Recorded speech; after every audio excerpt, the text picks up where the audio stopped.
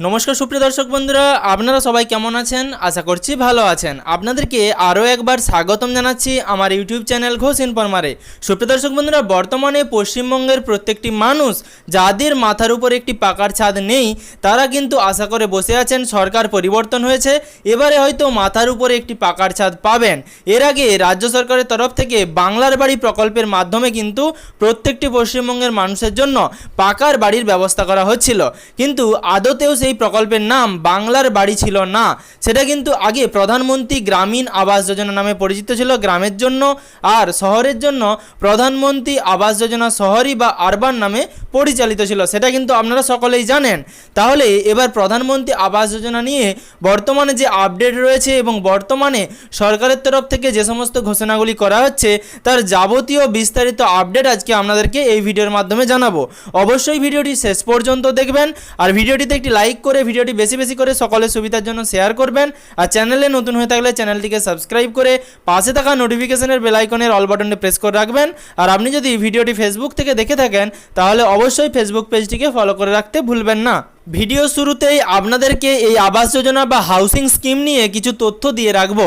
প্রথমেই আপনাদেরকে জানাবো, আগে কিন্তু ইন্দিরা আবাস যোজনা নামে এই আবাস যোজনা প্রকল্পটি চালু ছিল। তারপর এই আবাস যোজনাটি প্রধানমন্ত্রী আবাস যোজনা গ্রামীণ নামে পরিচালিত হয়।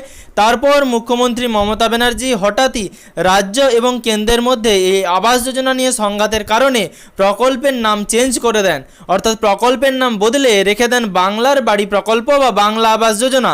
এই আবাস যোজনা প্রকল্পে মুখ্যমন্ত্রী নিজেই ঘোষণা করেছিলেন, অর্থাৎ আমি বর্তমানে আপনাদেরকে প্রাক্তন মুখ্যমন্ত্রী মমতা ব্যানার্জির কথা বলছি। তিনি কিন্তু আগে ঘোষণা করেছিলেন যে বাংলার বাড়ি প্রকল্পের টাকা শুধুমাত্র রাজ্য সরকারের তহবিল থেকেই দেওয়া হচ্ছে, কেন্দ্র এর জন্য কোনো টাকা দিচ্ছে না।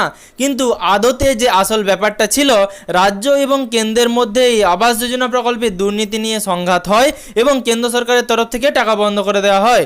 মুখ্যমন্ত্রী সেই টাকা কিন্তু বর্তমানে নিজস্ব তহবিল থেকে দেননি, তিনি কিন্তু আগে থেকেই যে টাকা দেওয়া ছিল সেই টাকা থেকে কিছু কিছু করে টাকা রাজ্য সরকারের তহবিলের কিছু টাকা দুটো মিলিয়েই কিন্তু বাংলার বাড়ি প্রকল্পে যারা উপভোক্তা ছিলেন তাদেরকে টাকা দিয়েছিলেন। এবার অনেকেই কিন্তু বাংলার বাড়ি প্রকল্পে প্রথম কিস্তির টাকা পেয়েছেন, আবার অনেকেই রয়েছেন যারা বাংলার বাড়ি প্রকল্পে সিএমআরও গ্রিভেন্স পোর্টালে তাদের নাম লিখিয়েছিলেন এবং বর্তমানে তাদের নাম সরকারি তরফে পঞ্চায়েত দপ্তর এবং বিডিও অফিস থেকে ভেরিফিকেশন করা হয়েছিল, কিন্তু বর্তমানে তার সার্ভের কোনো রকম আপডেট বর্তমানে নেই। এবং আজকের এই ভিডিওর মাধ্যমে আপনাদেরকে যে আপডেটটা দিয়েছি বা থাম্বনেলে আপনারা যেটা দেখেছেন যে 3 লক্ষ টাকা করে দেওয়া হবে বাংলার বাড়ি বা প্রধানমন্ত্রী আবাস যোজনা গ্রামীণ, যেটা আসল নাম, অর্থাৎ এই আবাস যোজনা বা হাউসিং স্কিমে যেটা আসল নাম প্রধানমন্ত্রী আবাস যোজনা গ্রামীণ প্রকল্পের জন্য, সেই সম্বন্ধে কি আপডেট রয়েছে সেটা আপনাদেরকে বর্তমানে জানাবো। সুপ্রিয় দর্শক বন্ধুরা, বর্তমানে আপনারা জানেন আমাদের রাজ্যের পঞ্চায়েত মন্ত্রী হয়েছেন মাননীয় শ্রী দিলীপ ঘোষ মহাশয়। তিনি কিন্তু যেদিন থেকে পঞ্চায়েত মন্ত্রী হয়েছেন সেদিন থেকেই তিনি বিভিন্ন দপ্তরে খোঁজ নিচ্ছেন যে পঞ্চায়েত দপ্তরে কত শূন্যপদ রয়েছে, কারণ বর্তমানে তিনি জানালেন যদি সেই শূন্যপদ পূরণ করা না হয় তাহলে পঞ্চায়েত দপ্তরে টাকা পাঠালেও সেই টাকার কাজ সম্পন্ন কে করবে। বর্তমানে এই অবস্থার জন্যই কিন্তু বিভিন্ন পঞ্চায়েত এলাকাগুলিতে আবাস যোজনা নিয়ে দুর্নীতির কথা উঠে এসেছে। সে কারণে প্রথমে বিভিন্ন পঞ্চায়েত দপ্তরে যে সমস্ত শূন্যপদগুলি রয়েছে পঞ্চায়েত মন্ত্রী কিন্তু সেই সমস্ত শূন্যপদগুলি পূরণ করার চেষ্টা করছেন। এবং বর্তমানে প্রধানমন্ত্রী আবাস যোজনা গ্রামীণ নিয়ে প্রধানমন্ত্রী শ্রী নরেন্দ্র মোদীজি ভোটের আগে পশ্চিমবঙ্গের বিভিন্ন জেলাতে যে সমস্ত সভাগুলি করেছিলেন সেখানে কিন্তু তিনি দাবি করেছিলেন এবং তিনি জানিয়েছিলেন যে এবার রাজ্য সরকার পরিবর্তন হবে এবং সরকার পরিবর্তন হলেই পশ্চিমবঙ্গে প্রধানমন্ত্রী গ্রামীণ আবাস যোজনায় টাকা এবার 3 লক্ষ করে দেওয়া হবে।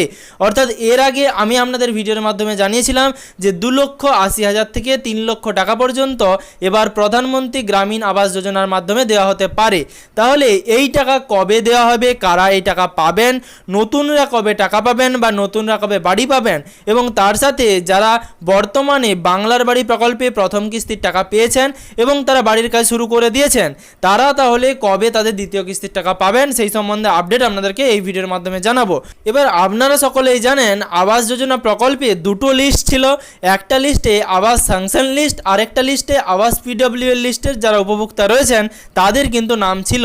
যারা পিডব্লিউএল লিস্টে নাম ছিল তাদেরকে কিন্তু ধাপে ধাপে টাকা দেওয়া হচ্ছিল এবং যারা স্যাংশন লিস্টে নাম ছিল তারা কিন্তু ইতিমধ্যেই টাকা পেয়ে গেছেন। এবার যারা পিডব্লিউএল লিস্টের উপভোক্তা রয়েছেন এবং প্রথম কিস্তির টাকা পেয়েছেন তাদেরকে কিন্তু কিছুদিন অপেক্ষা করতে হবে। আমি আপনাদের বলেছিলাম জুন জুলাই মাসে কিন্তু প্রাক্তন মুখ্যমন্ত্রী মমতা ব্যানার্জি তিনি কিন্তু টাকা দিতে পারেন, কিন্তু বর্তমানে সরকার পরিবর্তন হয়েছে। সরকারের তরফ থেকে নতুন ঘোষণা এখনও পর্যন্ত করা হয়নি যে যারা বাংলার বাড়ি প্রকল্পে প্রথম কিস্তির টাকা পেয়েছেন, যেটা বর্তমানে প্রধানমন্ত্রী আবাস যোজনা গ্রামীণ নামে পরিচালিত হবে, যেটা আগে নাম ছিল, তাদের কিন্তু কবে টাকা দেওয়া হবে সে সম্বন্ধে গুরুত্বপূর্ণ আপডেট আসলেই আমি আপনাদের ভিডিওর মাধ্যমে জানিয়ে দেব। তবে জুন জুলাই মাসেই কিন্তু এর আগে প্রাক্তন মুখ্যমন্ত্রী মমতা ব্যানার্জি টাকা ছাড়বেন এরকমই ঘোষণা করেছিলেন। এবার বর্তমান মুখ্যমন্ত্রী মাননীয় শুভেন্দু অধিকারী মহাশয় তিনি কবে ঘোষণা করেন যে দ্বিতীয় কিস্তির টাকা কবে দেওয়া হবে সেই সম্বন্ধে জরুরি আপডেট এবং সূত্র মারফত খবর আমি জানতে চেয়েছি। বর্তমানে আপডেট আসলেই আমি আপনাদের ভিডিওর মাধ্যমে জানিয়ে দেব। এবার তার সাথে যাদের সিএমআরও গ্রিভেন্স পোর্টালে নাম লিখিয়েছিলেন খুব শীঘ্রই কিন্তু তারা টাকা পেতে পারেন এবং তাদের এবার 1,20,000-এর বদলে 3 লক্ষ টাকা পাওয়ার সম্ভাবনা প্রবল রয়েছে। কারণ সরকারি তরফে আগেই ঘোষণা করা হয়ে গেছে, প্রধানমন্ত্রী বিভিন্ন রাজনৈতিক সভা থেকে তার মতামত প্রকাশ করেছিলেন যে 3 লক্ষ টাকা করে দেওয়া হবে এবার গ্রামীণ আবাস যোজনা বিকাশের জন্য, যাতে পঞ্চায়েত দপ্তরগুলিতে বা পঞ্চায়েত এলাকাগুলিতে যে বাড়িগুলি তৈরি হবে সেই বাড়িগুলির যারা উপভোক্তা রয়েছেন তারা যাতে খুব সহজেই 3 লক্ষ টাকার মাধ্যমে বাড়ি তৈরি করে নিতে পারেন।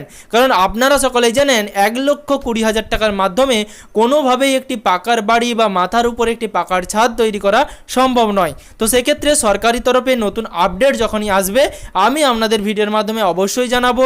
তবে বর্তমানে যে আপডেট উঠে আসলো 3 লক্ষ টাকা করে পেতে পারেন এবার যারা প্রধানমন্ত্রী গ্রামীণ আবাস যোজনা প্রকল্পের মাধ্যমে বাড়ি পাবেন। এবার সিএমআরও গ্রিভেন্স পোর্টালে যাদের নাম আছে, যারা পঞ্চায়েতের মাধ্যমে স্ক্রুটিনি করেছেন, অর্থাৎ আপনাদেরকে কল করে পঞ্চায়েত দপ্তর থেকে অথবা বিডিও অফিস থেকে ভেরিফিকেশন বা স্ক্রুটিনি করা হয়েছে, খুব শীঘ্রই তাদের ফিল্ড অপারেশন বা ফিল্ড সার্ভে শুরু হবে। এই ফিল্ড সার্ভে শুরু হলেই খুব শীঘ্রই কিন্তু তারা বাড়ি পেতে চলেছেন। এবার কিন্তু সরাসরি মুখ্যমন্ত্রীর হেল্পলাইন নাম্বার বলে আর কোনো নাম্বার নেই যেখানে আপনারা কল করে আপনাদের অভিযোগ জানাতে পারেন। তবে বর্তমানে জনতার দরবার করা হয়েছে শুভেন্দু অধিকারীর তরফ থেকে। সেই জনতার দরবারে আপনাদের প্রতিনিধিকে আপনারা আপনাদের সমস্যার কথা বলতে পারেন, সেক্ষেত্রে কিন্তু সমস্যার সমাধান হতে পারে। তবে সুপ্রিয় দর্শক বন্ধুরা, বর্তমানে সরকারি তরফে যা যা ঘোষণা করা হয়েছে সেই সমস্ত প্রতিশ্রুতিগুলি যাতে রাখা হয় তা নিয়েই কিন্তু জনগণ তাকিয়ে বসে রয়েছে। কারণ বর্তমানে সরকার পরিবর্তন করা হয়েছে যাতে সরকারের তরফ থেকে পশ্চিমবঙ্গে যারা গরিব জনগণ রয়েছেন তাদের দিকে খেয়াল রাখা হয়।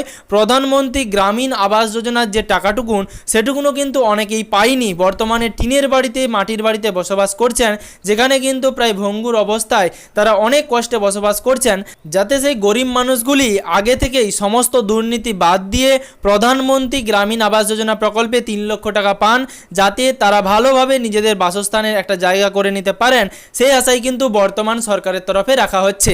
এবার প্রধানমন্ত্রী গ্রামীণ আবাস যোজনা প্রকল্পে খুব শীঘ্রই কিন্তু 3 লক্ষ টাকা করে দেওয়া হতে পারে এরকমটাই আশা করা যায়।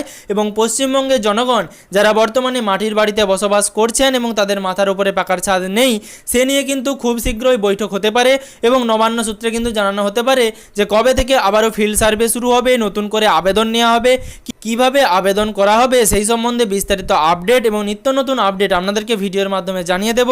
অবশ্যই এরকম নিত্য নতুন আপডেট পাওয়ার জন্য আপনি যদি ভিডিওটি ইউটিউব থেকে দেখে থাকেন তাহলে অবশ্যই চ্যানেলটিকে সাবস্ক্রাইব করে পাশে থাকা নোটিফিকেশনের বেল আইকনের অল বাটনটি প্রেস করে রাখবেন।